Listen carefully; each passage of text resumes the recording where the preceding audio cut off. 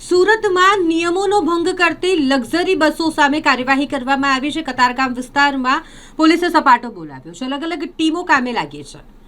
નિયમ છે કે રાત્રિના 10 વાગ્યા પહેલા અને સવારે લક્ઝરી બસો પ્રવેશ ન કરી શકે અને તેમ છતાંય નો એન્ટ્રીના નિયમોનો ભંગ કરતા લક્ઝરી બસ ચાલકો સામે કાર્યવાહી કરવામાં આવી છે। 55 જેટલી લક્ઝરી બસ સામે દંડાત્મક કાર્યવાહી કરવામાં આવી છે। ટ્રાફિક પોલીસ દ્વારા આ કાર્યવાહી કરવામાં આવી છે। ખાસ કરીને લક્ઝરી બસના કારણે ટ્રાફિકની સમસ્યા વધુને વધુ વિકટ બનતી જઈ રહી છે। વધુને વધુ ટ્રાફિક થઈ રહ્યું છે અને તેના કારણે હવે કડક કાર્યવાહી લક્ઝરી બસો સામે નો એન્ટ્રીના નિયમને લઈને ટ્રાફિક પોલીસ દ્વારા કરવામાં આવી રહી છે। હાલમાં સુરત શહેર વિસ્તારનો વ્યાપ ઘણો વધી ગયો છે અને નવો વિસ્તારનો પણ જાહેરનામામાં અમલ કરવા માટે અમે વ્યાપ વધારી દીધો છે। જે અંતર્ગત હવે જે જાહેરનામું છે એમાં નવો વિસ્તાર પણ ઉમેરી દેવામાં આવેલો છે અને જે બહાર વાહનો લક્ઝરી બસ અને ડમ્પરો માટેનું જાહેરનામું છે એની કડક અમલવારી કરવાની શરૂ કરી દીધી છે।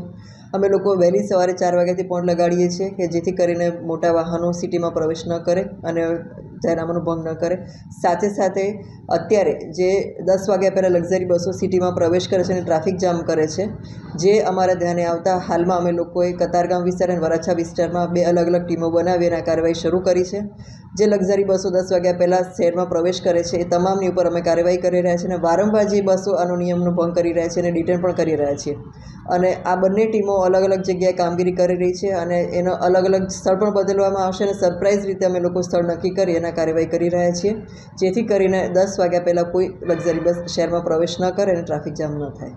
અને આગામી સમયમાં ધૂળેટી જેવો પર્વ પણ આવી રહ્યો છે, તેને લઈને ટ્રાફિક જામના પણ થશે અને બસોનો પણ ઘસારો થશે, તો પોલીસ દ્વારા કઈ રીતની વ્યવસ્થા કરવામાં આવશે? હોળી ધૂળેટીને ધ્યાને રાખીને રેલવે સ્ટેશન અને એસટી બસ દ્વારા બી વધારાની બસો મૂકવામાં આવી છે। રેલવે દ્વારા પણ વધારાની ટ્રેનો શરૂ કરવામાં આવી છે।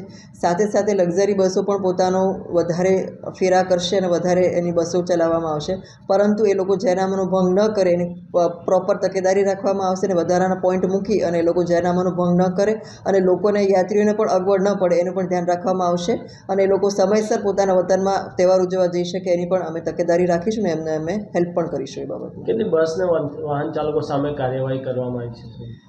ગઈકાલે જે કાર્યવાહી કરી હતી એમાં કતારગામ વિસ્તારમાં 25 બસો અને વરાછા વિસ્તારમાં 30 જેવી લક્ઝરી બસો પર કાર્યવાહી કરવામાં આવી છે અને આ કાર્યવાહી રોજે રોજ ચાલુ છે, જેમાં લગભગ 15 થી 20 બસો ડિટેન કરવામાં પણ આવે છે અને જો વહેલી નીકળે એ બધી બસો તો એમની પર કાર્યવાહી કરીને એમને 2 કલાક સુધી ચલણ આપીને એમને 2 કલાક સુધી રોકવામાં આવે છે અને જ્યારે 10 વાગે ત્યારે જ બસોને જવા દેવામાં આવે છે। એટલે આ કાર્યવાહી અમારી સતત ચાલુ રહેશે, જેથી કરીને કોઈ ટ્રાફિક જામ ન થાય।